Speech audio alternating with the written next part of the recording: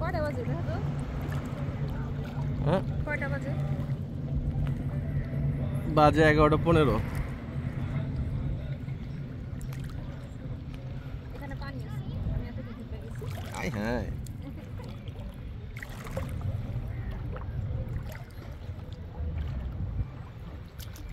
এই ভিউটা নাও।